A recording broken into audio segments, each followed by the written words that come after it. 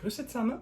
Bonjour à toutes et tous, c'est Julien. On se retrouve aujourd'hui pour parler des actus qui ont marqué la scène politique de Bienne, mais pas que. Avant de commencer, un petit disclaimer, ce format a pour but d'informer sur la vie politique locale et de temps en temps plus largement.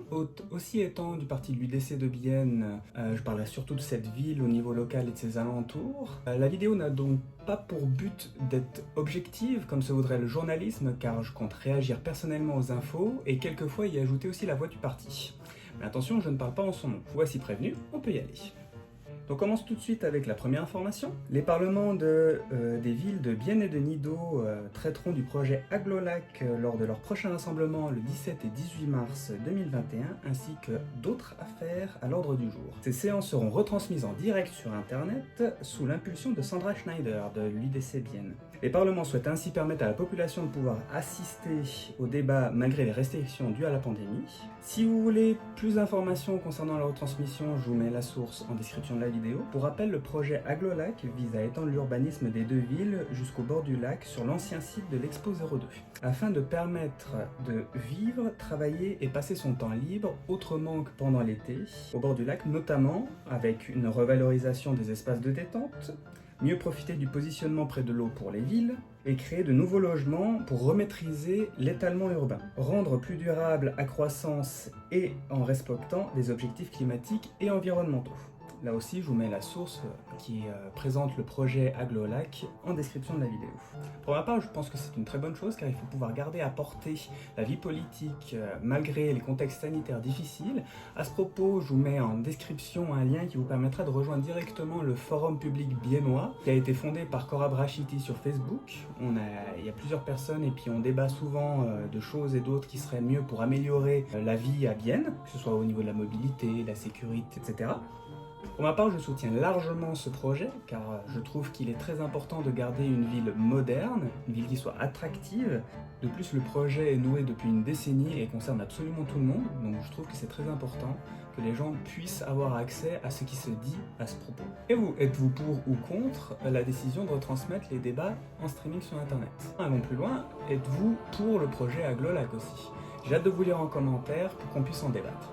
Et on enchaîne maintenant avec la deuxième info, et cette dernière revient sur l'arrêté municipal de la ville de Bienne lors de leur séance du 3 mars. Le premier point est l'approbation d'un crédit d'engagement de 55 000 francs pour appliquer des mesures visant à lutter contre l'homophobie et la transphobie dans le domaine public, la vie nocturne et professionnelle, et ce notamment par le biais de campagnes de sensibilisation de la population et des forces d'intervention. Pour ma part, je ne sais pas si c'est vraiment une priorité, car il y a d'autres sujets plus méritant l'attention dans la conjoncture actuelle. Le second point est au niveau de la prise de position par rapport au projet de loi fédérale sur l'utilisation des moyens électroniques pour l'exécution des autorités, c'est-à-dire de promouvoir le traitement électronique des processus d'affaires de la Confédération. Vous savez, parce qu'on a la priorité maintenant à tout digitaliser le plus possible. Ces processus comprennent donc l'interaction des autorités de tous les échelons de l'État entre elles, ainsi que celle des autorités avec la population et les entreprises. Pour cette loi, le Conseil donc demande à ce qu'il y ait une obligation légale au niveau fédéral de coordonner les mesures de numérisation de concert avec les villes et les communes. En d'autres termes, que les communes restent partie prenante et actives dans ces processus. Donc j'ai mis la source dans la description pour avoir plus d'informations concernant le projet de loi en question. Et voilà qui clôt les points les plus importants du dernier arrêté du conseil municipal. Et maintenant, on va voir quelques informations très rapidement. Les trottinettes électriques à Bienne, depuis le 1er mars, 80 trottinettes électriques sont en libre service à disposition de la ville de Bienne. Elles ont été mises à disposition par l'entreprise privée zurichoise Zich.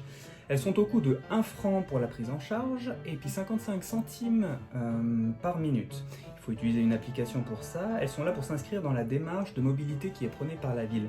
Pour moi, ça ressemble à un coup d'épée dans l'eau parce que ce sont des objets qui vont générer des déchets électroniques assez rapidement, qui ont déjà pollué par leur conception et leur fabrication. Pour que la balance soit positive, ça va être très compliqué. C'est aussi une solution qui s'adresse surtout aux gens de Bienne, donc ça ne répond toujours pas au manque d'attractivité pour les gens extérieurs à la ville. Mais vous, qu'est-ce que vous en dites? Quel est votre avis? J'ai envie de vous lire dans les commentaires. Je vous mets aussi le lien à propos de la news dans la description de la vidéo.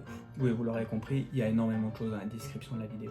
Voilà, maintenant deuxième info, le portrait de Beat Feurer, le directeur du département social et de la sécurité de Bienne et conseiller municipal, retrace son parcours atypique avec Matthias Müller d'Estoisch Pirat, le temps d'un podcast.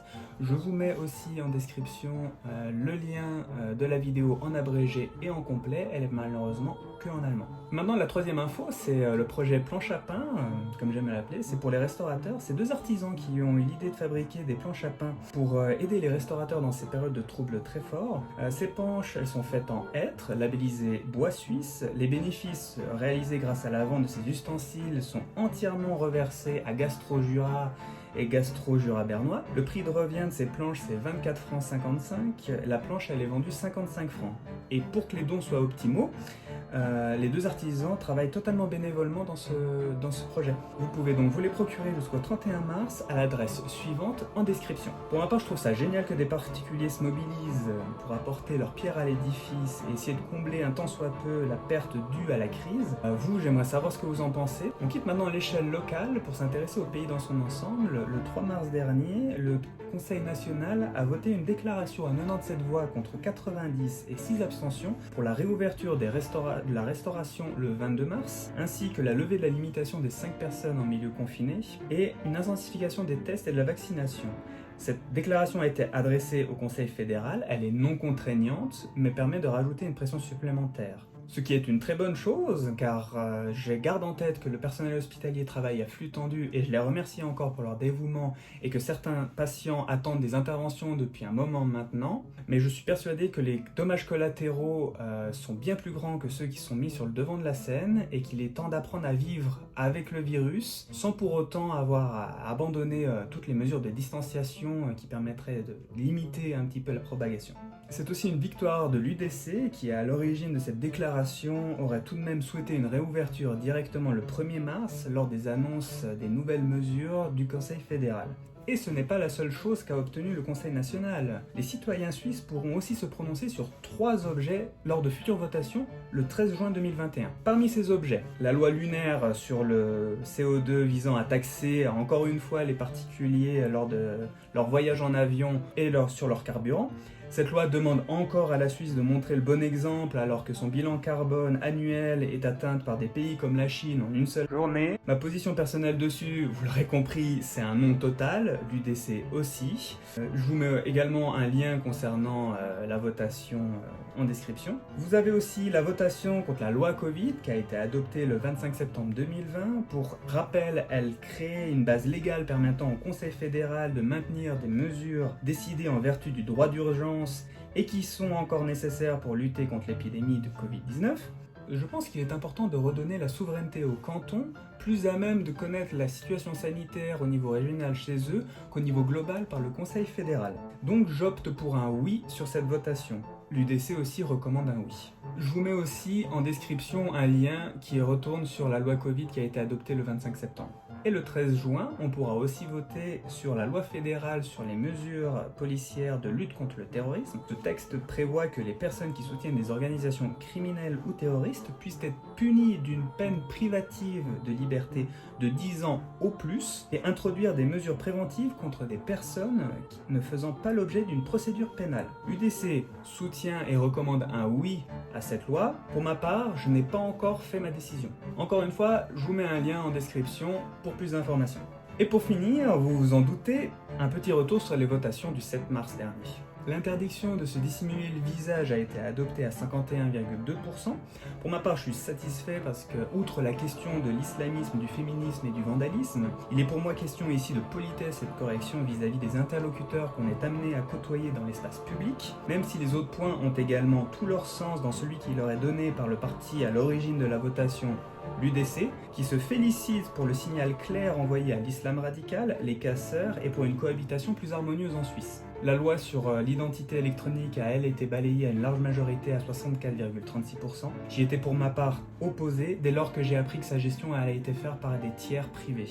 Quand je vois ce qu'est capable de faire les GAFA, donc Google, Amazon, Facebook et Apple, avec juste des petites informations personnelles en cross-marketing, pour moi il était très difficile de pouvoir faire confiance à ça, même si ça devait rester en Suisse. UDC, lui, était favorable pour permettre à une plus large population d'avoir accès à des services numériques disponibles sur Internet, un argument totalement que j'entends, mais qui pour moi ne prend pas le pas sur une gestion privée. L'accord de partenariat économique avec l'Indonésie a quant à lui été accepté à 51,66% des voix. J'y étais fortement favorable dès lors qu'il permet l'ouverture de nouveaux marchés pour la Suisse avec la réduction ou l'annihilation des droits de douane. La question de l'huile de palme étant elle très contrôlée et ne représente pour celle en provenance de l'Indonésie une très infime partie. Elle permet également de creuser plus en plus l'indépendance de la Suisse vis-à-vis de l'Union européenne qui nous enclave dans un contexte avec une gauche très insistante prônant des accords avec. L'UDC lui conseillait aussi le oui pour les mêmes raisons. Je vous mets le lien des résultats des votations en description également pour vous permettre d'avoir une vue d'ensemble de tout ça. Voilà, c'est fini pour cette fois. C'est ce qui me semblait le plus important à souligner. J'attends vos commentaires. Il me semble rien omettre. Vielen Dank, schönen Tag. Merci pour votre présence. À la prochaine. Salut.